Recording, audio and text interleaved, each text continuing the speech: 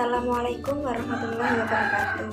Perkenalkan, nama saya Siti Zulaiha, NIM T20191379. Kali ini saya akan menjelaskan mengenai langkah-langkah pengembangan indikator dan menuliskan indikator dalam RPP. Langkah-langkah pengembangan indikator Itu ada 5. Yang pertama, menganalisis tingkat kompetensi dalam standar kompetensi dan kompetensi dasar. Hal ini diperlukan untuk memenuhi ukuran minimal kompetensi yang dijadikan sebagai standar secara nasional. Tingkat kompetensi itu dapat dilihat melalui kata kerja operasional yang terdapat pada KD dan SK. Tingkat kompetensi ini dibagi menjadi 3 bagian. Yang pertama, tingkat pengetahuan, yang kedua, tingkat proses, dan yang ketiga, tingkat penerapan. Yang kedua, menganalisis karakteristik mata pelajaran, peserta didik, dan sekolah. Setiap mata pelajaran memiliki karakteristik yang berbeda dengan mata pelajaran yang lain. Begitu juga dengan peserta didik yang memiliki karakteristik yang berbeda, baik dalam inteligensi maupun gaya belajar. Dan juga sekolah memiliki target capaian yang berbeda dengan sekolah yang lain, sehingga karakteristik ini menjadi acuan dalam pengembangan indikator. 3. Menganalisis kebutuhan dan potensi peserta didik. Hal ini perlu dianalisis sebagai bahan pertimbangan pengembangan indikator, sehingga peserta didik dapat memperoleh pendidikan sesuai dengan potensi kegigihannya dalam meraih cita-citanya. indikator juga harus dikembangkan guna mendorong peningkatan mutu sekolah. Berikutnya yaitu merumuskan indikator. KD dikembangkan sekurang-kurangnya menjadi 3 indikator. Yang kedua, keseluruhan indikator memenuhi tuntunan kompetensi yang tertuang dalam kata kerja yang terdapat dalam SK dan KD. Yang ketiga, indikator yang dikembangkan harus menggambarkan hierarki kompetensi.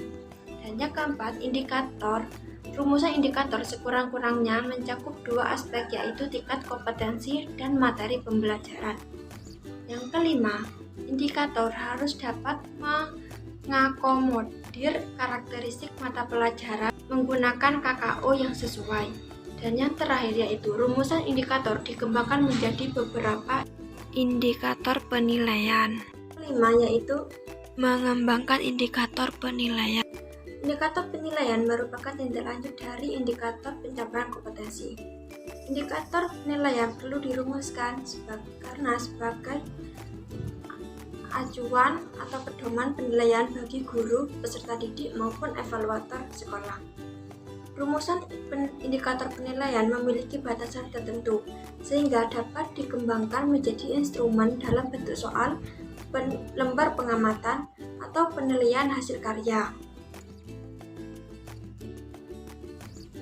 Menuliskan indikator dalam RPP. Ada beberapa hal yang harus diperhatikan dalam membuat indikator. Pertama, indikator dirumuskan dari KD.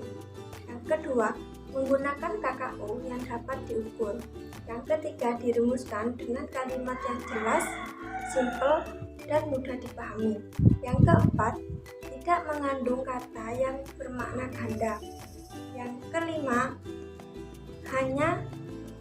hanya mengandung satu tindakan.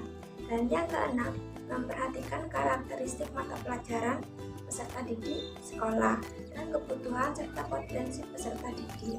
Langkah-langkah dalam membuat indikator itu ada 2. Pertama, menganalisis tingkat kompetensi yang digunakan pada KD. Di sini kita harus memahami KKO dalam taksonomi Bloom. Kedua, menetapkan KD yang diturunkan menjadi indikator. Dan yang ketiga, menentukan kata kerja dari KD yang sesuai dengan taksonomi Bloom. Yang kedua, menganalisis indikator berdasarkan UKRK kompetensi pada KD. UKRK dijadikan kriteria dalam memilih dan memilah ketepatan indikator kunci atau indikator penunjang. Di sini indikator itu ada 3 kategori. Yang pertama, indikator kunci, indikator penunjang, dan indikator pengayaan.